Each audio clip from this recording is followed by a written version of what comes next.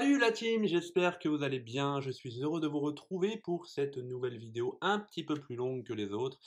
Parce que oui, il y a pas mal de choses à dire, d'où la citation célèbre. Le basket ne s'est pas fait en un jour, évidemment, de Victor Hugo. Tu veux savoir comment est né le basket? Eh ben, comment le basket a été inventé? Ben, prépare-toi un, non, non, non, non, prépare-toi 2 cafés ou 2 laits fraises si tu veux. Ensuite, installe-toi confortablement et dès que tu es prêt, prépare-toi pour un incroyable voyage dans le passé.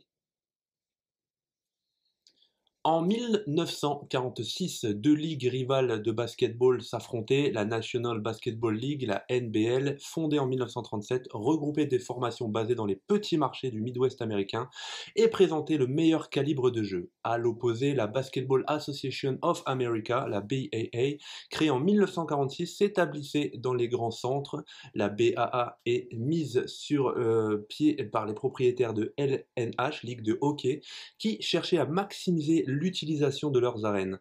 Ainsi, les propriétaires des Bruins, des Rangers, des Blackhawks, des Red Wings et des Maple Leafs se lançaient dans l'aventure du basketball avec leurs expertises en marketing. Dès 1948, une fusion entre les deux ligues semblait éminente. À vrai dire, la BAA allait absorber la NBL en 1948 et 1949, la BAA accueillait 9 équipes de la NBL, pardon. Pour la saison 49-50, une nouvelle ligue voyait le jour, la NBA. La cohabitation entre les grands et les petits marchés s'est avérée très difficile. Avant le début de la saison 50-51, 4 formations de la défunte NBL fermaient leurs portes. Donc démarrage assez compliqué pour la fusion. Quel est le nom du génie qui a inventé le basket? Eh bien, il s'agit du docteur James Naismith. Parce que oui, le basket a été inventé par un docteur. Voilà. Ça calme un petit peu là, hein. Non mais sérieux quoi. Il est né le 6 novembre 1861 à Almont dans l'Ontario au Canada et est mort le 28 novembre 1939. En 70, James et son frère devinrent orphelins après la mort de leurs parents victimes de la typhoïde. Ils vinrent habiter sur la ferme d'un oncle, Peter G. Young. James Naismith fit ses études primaires à l'école publique de Benny's Corners et ses études secondaires à Almont. Il reçut son baccalauréat en 1887 et son diplôme de théologie en 1890. Durant ces années, James Naismith devint un excellent athlète. Il était centre de l'équipe de football de McGill. Il excellait en lacrosse, catch et gymnastique. Donc le mec, il peut absolument tout faire. À McGill, il rencontra un camarade d'Almont, Robert T. McKenzie, qui, comme James Naismith, contribua de façon marquante au monde de l'éducation physique. La combinaison de vie chrétienne et athlétique, symbolisée par la YMCA, ne faites pas la chorégraphie s'il vous plaît, je vous en prie, allait devenir le credo de James Naismith pour le reste de sa vie. Le docteur Naismith est éducateur, médecin et homme d'église canadien. Il s'installe dans le Massachusetts, aux États-Unis, et travaille au collège de Springfield comme directeur des activités physiques à YMCA, Young's Men's Christians Association. Ne faites toujours pas la chorégraphie, je vous en supplie. Naismith étudie à l'université de McGill et au collège presbytérien de théologie. En 1891, il enseigne la psychologie, l'étude de la Bible et la culture physique à l'école de formation de l'International Young Men's Christian Association, YMCA, c'est pas la peine, à Springfield, au Massachusetts. Fervent partisan du vieil adage « un esprit sain dans un corps sain », Naismith ne voit aucune contradiction entre ses croyances religieuses et son amour du sport. Toutefois, la classe de culture physique la plus incorrigible, la plus démotivée et la plus rebelle qui fut met ses convictions à rude épreuve. Il invente le basketball en décembre 1891. Naismith crée également le premier grand entraîneur de basket, Forrest Fogg Allen, 1885-1974, qui joua pour lui à l'université du Kansas et est devenu entraîneur pour ce collège. Il gagna 771 rencontres. Ça fait quand même pas mal de matchs gagnés. En 1936, il fut invité d'honneur aux Jeux Olympiques de Berlin pour l'introduction du basketball. 20 ans après sa mort, James Naismith a été intronisé au panthéon du basketball. Transformation, changement de match, changement de t-shirt, et oui, je tourne la vidéo en 2 fois. Et maintenant, je vous vois venir, vous allez me dire, bon c'est bien, on connaît l'inventeur du basket, c'est cool, mais nous, ce qu'on veut savoir, c'est comment il a été créé. Ah, je vais vous le dire. Alors écoutez bien ça. Tu es un ballon avec qui s'amuse le destin, car Dieu qui joue avec les ballons sans volonté depuis tire 1000 années auprès du panier. Cette pensée d'un philosophe persan du XIIe siècle, Omar Khayyam, a peut-être inspiré Monsieur James Naismith lorsqu'il inventa le basket en 1891. S'il n'est peut-être pas d'origine divine, le basketball est tout de même né dans une école chrétienne, l'International Young Men's Christian Association YMCA de Springfield, État du Massachusetts. Je me répète, mais comme ça sera plus simple pour vous. Alors cette année-là, l'hiver est particulièrement rude dans le nord-est des États-Unis. Les terrains de sport recouverts de neige empêchent la pratique du football américain. Pas de bol, donc mais enfin tant mieux pour nous, quoi. Les étudiants de Springfield donc s'ennuient dans les gymnases de l'école. Ah, c'est vrai que quand tu fais pas de basket, tu te fais chier quand même, hein. C'est vrai, il faut se l'avouer. Alors le rythme monotone de la gymnastique suédoise n'incite guère les élèves à développer leur corps. Le directeur du collège, le docteur Gulick, est inquiet. Ce n'est pas ainsi qu'il formera les athlètes, qu'il intéressera donc les jeunes gens au sport, évidemment, pardon. Il convoque alors un professeur de 30 ans, Monsieur James Naismith, et lui demande d'inventer un jeu collectif qui puisse se pratiquer dans un gymnase. La légende affirme que James Naismith établit les règles d'un nouveau sport en une seule nuit. Donc, en même temps, le mec, il est docteur, il en a dans le ciboulot, hein, on va pas se cacher. Il avait auparavant tenté quelques expériences avec ses élèves, hein. Le professeur canadien essaya tout d'abord d'adapter à une salle les sports en plein air, tels le football, le rugby ou la crosse, mais l'exiguïté du champ de jeu entraînait des bagarres, des blessures. Il décida donc d'innover, de créer un jeu en partant de certains principes. Pasteur protestant non violent, il était opposé à la brutalité du rugby américain. Il décida de favoriser l'adresse au détriment de la force. J'ai créé le basketball, a écrit plus tard Naismith, avec la notion chrétienne de l'amour du prochain, parce que les jeunes pour que les jeunes puissent y mettre toute leur force et tout leur cœur, tout en gardant constamment le sens de leur réaction, sans les excès qui en feraient un instrument du diable. Ça a bien changé quand même, hein, quand on voit la petite rivalité qu'il y a en ce moment en NBA, le côté chrétien et épée, tout va bien, ça a été mis un petit peu de côté quand même, on va pas se mentir. Alors dans cet esprit, bien évidemment, il est interdit tout contact entre les joueurs et pour les éviter, stipula qu'il ne serait pas possible de courir avec le ballon. Pour faciliter la transmission de la balle, il l'a choisi légère et de forme sphérique, hein, donc comme elle est actuellement, et décréta que l'usage des pieds, jugé trop dangereux, serait interdit, tout simplement. Alors, ces premières règles établies, il fallait trouver un but, une motivation de tous les sports collectifs, hein, évidemment. Déposer la balle derrière une ligne, cela rappelait trop celle du football américain, et risquerait d'entraîner des heurts entre l'attaquant et le défenseur. C'est alors que M. Naismith pensa à ce qui allait devenir l'originalité du basket et même lui donner son nom. Le ballon serait envoyé dans une caisse, un panier au début. Ce but serait élevé. Conformément à la morale chrétienne, il ne pourrait être atteint que par une trajectoire en cloche, dans le souci de favoriser l'adresse évidemment. D'où l'idée de l'accrocher à la galerie qui entourait le gymnase à 4 mètres du sol. Évidemment, à l'époque, les paniers étaient à 4 mètres. Donc, il fallait vraiment, j'imagine, faire la trajectoire en cloche assez important pour pouvoir faire tomber la balle dedans. Alors, inventer, c'est presque toujours imiter, hein, bien qu'il ne l'ait jamais avoué. Monsieur Naismith semble s'être inspiré d'un jeu qui se pratiquait sur la place de son village, le canard sur le rocher. Bon, bah, écoutez, hein, c'est pas nous qui avons choisi le nom, hein. Ce jeu canadien consistait à faire tomber une pierre placée sur un rocher avec une autre pierre. Le canard sur le rocher a sans doute été importé au Canada par des émigrants basques, car il ressemble beaucoup, comme nous le verrons plus loin, à la caudrole des pâtres basques. Voilà, donc voilà, tout simplement, c'est des traditions qui ont été légèrement modifiées au fil des années, et voilà, c'est le principe même de l'évolution du sport, tout simplement. Donc voilà. Il se peut aussi que Monsieur James Naismith, évidemment, inventa la balle au panier, hein, par hasard, après qu'il eut jeté ses nombreux projets roulés en boule dans une corbeille à papier, comme on peut tous le faire quand on en a un petit peu ras-le-sac au bureau. Voilà, ayant enfin trouvé la solution au problème posé par son directeur, Monsieur Naismith rédigea les premières règles de ce nouveau sport, il les afficha à la porte du gymnase. On va les débriefer ensemble. Alors, les premières règles du basket, ont étaient quand même relativement basiques, mais il fallait quand même inventer rapidement, les règles pour pouvoir faire évoluer, les jeunes, du collège assez rapidement, surtout l'hiver. Le nouveau jeu doit se pratiquer avec un ballon léger de forme sphérique, pardon. Ensuite, les joueurs pourront se déplacer sur le terrain de jeu, évidemment. Le nombre de joueurs n'est pas limité à l'époque.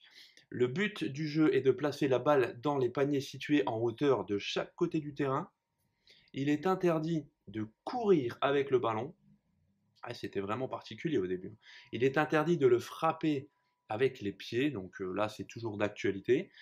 Sinon, ben, on va faire du foot, hein, tout simplement. Tout contact avec un adversaire est interdit. Alors, les contacts actuellement sont un peu plus rudes, hein, surtout défensivement. Mais voilà, le simple contact à l'époque était complètement proscrit. Donc, il fallait vraiment en aucun cas toucher son adversaire direct. Alors, les élèves de ce professeur inventif eurent le privilège pardon, de pratiquer le nouveau sport pour la première fois comme ils étaient 18. La première rencontre se joua à 9 contre 9.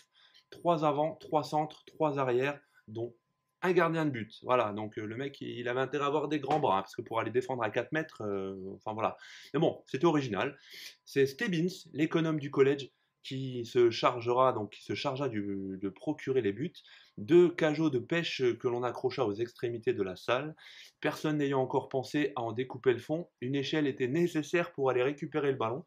Et c'est ainsi que 18 jeunes gens entrèrent dans l'histoire du sport en pratiquant pour la première fois en décembre 1891 un jeu qui, quelques décennies plus tard, allait devenir le premier sport mondial sous le nom de basketball, mes amis. C'est Williams Air Chase de New Bedford qui réussit le seul panier. On disait alors but à l'époque, hein, un but de la rencontre. Donc ce tir historique fut marqué du milieu de terrain en plus, donc bon bah il a plutôt bien géré son affaire, le monsieur, le premier marqueur, on va dire. Donc les premiers basketteurs, hein, donc je vais vous les décrire dans les prochaines secondes, hein, les équipes qui disputèrent la première rencontre de basketball en décembre 1891 à Springfield, alors je sais, vous allez me dire, c'est pas Homer, non, c'est pas Homer, c'est pas Marge, c'est pas Bart, hein, ok. Donc je vais vous décrire tout de suite l'équipe A. Il s'agit de Lehman, Archibald, William Chase, William Davis, Eugene Libby, Finlay MacDonald, Frank Mahan, Duncan Patton, Edwin Ruggles et John Thompson. Pour l'équipe B, Franklin Barnes, Wilbur Carey, George Day, Henry Gellan, Ernest Ibner, Genzaburo Ishikawa, Raymond Kane et George Wheeler. Excusez-moi si j'ai pas bien prononcé les noms.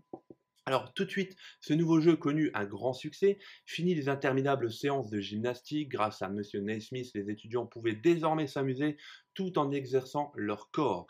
Il restait maintenant à trouver un nom à ce nouveau sport.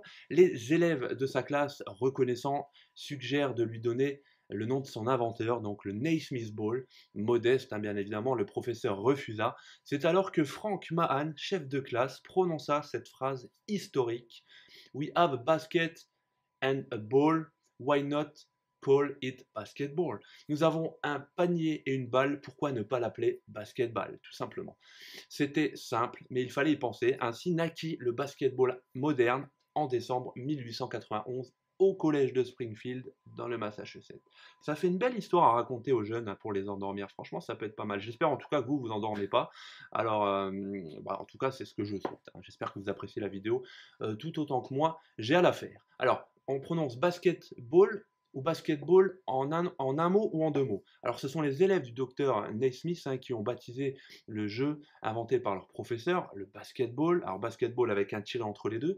Alors, dans presque tous les pays du monde, ce terme a été traduit dans la langue du pays. C'est ainsi que les Espagnols pratiquent le baloncesto, les Italiens le palacanestro, excusez-moi, hein, j'ai un petit peu de mal avec les langues étrangères, et les Canadiens français, la balle au panier tout simplement. Alors traditionnellement, les Français ont conservé l'appellation anglaise, mais en l'écrivant en deux mots, basket-ball, alors que les Américains l'orthographient en un seul mot, basketball, tout simplement. Or, la syntaxe anglaise exige que le mot désignant l'objet soit placé en opposition et après le mot qui le qualifie. Alors ouais, j'avais pas prévu de faire un petit cours de français, hein. Basket étant l'adjectif de ball, Ce sont les Français qui ont raison de l'écrire en 2 mots. Bah ouais, bah, les Français sont arrogants, on s'approprie toutes les vérités. Pour parachever son œuvre, Monsieur James Naismith publia dans le journal du collège les 13 articles du premier règlement officiel du basketball. Et pour terminer, donc je vais vous énoncer le premier règlement établi par James Naismith. N'oubliez surtout pas ce nom, c'est grâce à lui qu'aujourd'hui vous pouvez aller pratiquer le sport que vous aimez. Donc l'article numéro 1, le ballon utilisé est un ballon de forme sphérique, pardon, ça ne change absolument pas. Article numéro 2, le ballon peut être lancé dans n'importe quelle direction avec une ou deux mains. Ah bah oui, il faut le préciser quand même, hein, on ne sait jamais. Article numéro 3, le ballon peut être claqué dans n'importe quelle direction avec une ou deux mains. Voilà, ça aussi il faut le préciser. Article numéro 4, les joueurs n'ont pas le droit de courir en tenant le ballon. Ils doivent le relancer de l'endroit même où ils l'ont attrapé. Une certaine tolérance peut être accordée au joueur qui reçoit le ballon s'il est en pleine course, évidemment, parce que s'arrêter net comme ça, t'as beau avoir les meilleures pompes du monde, je pense que ça va pas aller. Soit tu te casses la gueule devant, soit tu te fais un brisage de cheville tout seul, comme un grand garçon. Article numéro 5, le ballon peut être tenu dans une seule main ou dans les deux, il est interdit de se servir des bras et du corps. Donc en fait, t'as pas le choix. Tu ne prends que dans les mains. Voilà. T'as pas le droit de le faire, de courir avec le ballon entre les bras. C'est un peu con, mais t'as pas le droit de le faire. Tant mieux. Article numéro 6. Il est interdit de donner des coups d'épaule à un adversaire, de le retenir, de le pousser ou de lui faire des crocs en jambes. Mot pas utilisé depuis 1494. Toute infraction à cette règle entraîne une faute, évidemment. En cas de récidive, le joueur fautif sera exclu jusqu'à ce qu'un panier soit marqué. C'est original, donc ça pourrait peut-être être remis sur le terrain.